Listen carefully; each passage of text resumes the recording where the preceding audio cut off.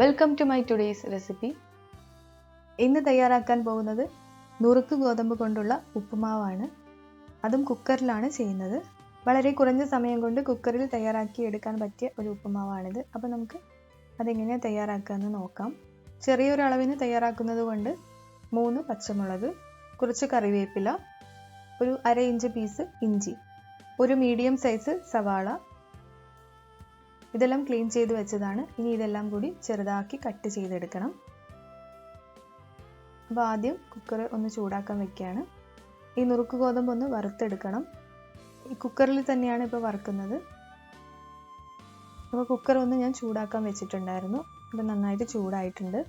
1.5 cup നുറുക്ക് ഗോതമ്പ് ഇട്ട് കൊടുക്കാം. 1.5 കപ്പ് നുറുക്ക് ഗോതമ്പ് എടുത്തിട്ടുണ്ട്. ഇപ്പോൾ കപ്പിൻ്റെ അളവില്ലെങ്കിൽ നമ്മൾ സാധാരണ ഗ്ലാസ്സിന് 1.5 ഗ്ലാസ് എടുത്താലും മതി. ഇത് ഞാൻ വാഷ് ചെയ്തിട്ടൊന്നുമില്ല, ഡയറക്റ്റ് പാക്കറ്റിൽ നിന്ന് ഇതിലേക്ക് ഇട്ട് കൊടുക്കുകയാണ്.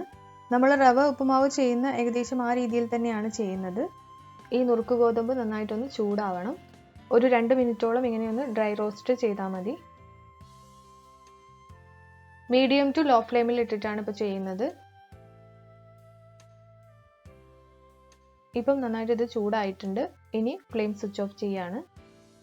മറ്റൊരു പാത്രത്തിലേക്ക് മാറ്റാം.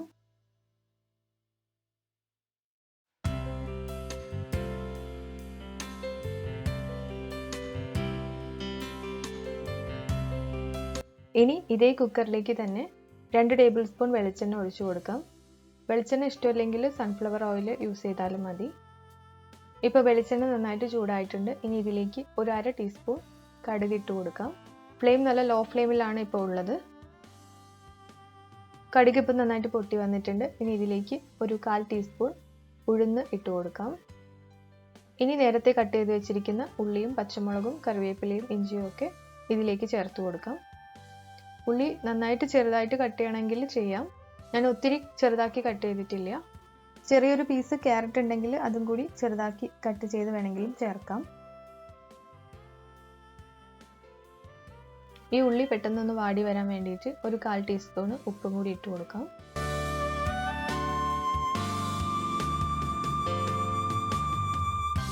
നന്നായിട്ട് ഇളക്കി വാട്ടിയെടുക്കാം.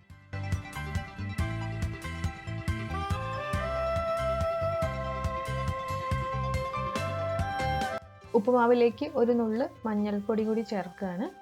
ഒരു ചെറിയൊരു കളർ ചേഞ്ചിന് വേണ്ടിയിട്ടാണ് ഇത് ചേർക്കുന്നത്. അത് ഇഷ്ടമില്ലെങ്കിൽ ഒഴിവാക്കാം. ഇപ്പോൾ ഉള്ളിയൊക്കെ നന്നായിട്ട് വാടി വന്നിട്ടുണ്ട്. ഇനി ഇതിലേക്ക് നമ്മൾ നേരത്തെ റെഡിയാക്കി വെച്ചിരിക്കുന്ന നുറുക്ക് ഗോതമ്പ് മുഴുവനായിട്ടും ചേർക്കാം.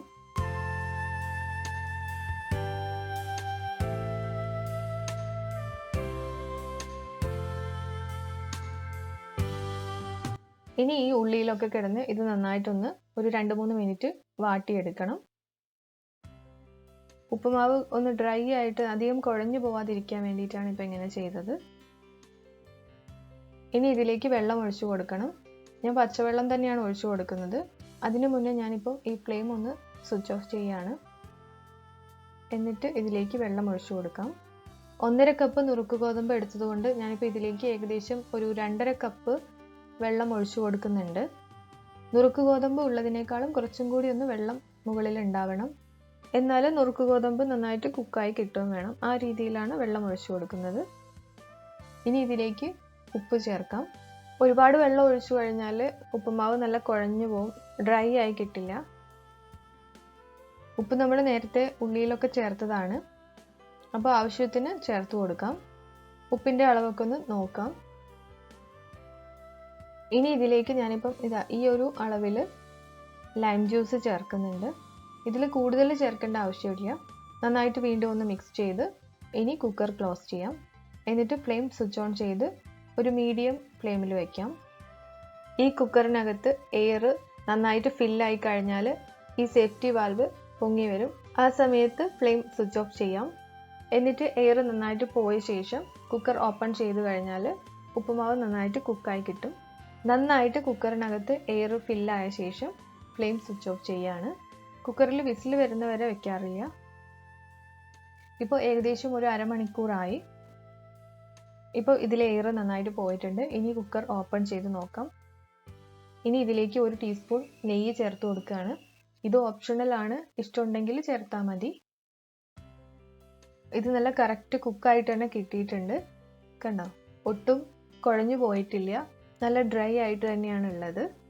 അപ്പോൾ വളരെ എളുപ്പത്തിൽ നമുക്ക് കുക്കറിലും ഉപ്പുമാവ് റെഡിയാക്കാവുന്നതേ ഉള്ളൂ. എല്ലാവരും ഒന്ന് ട്രൈ ചെയ്ത് നോക്കുക.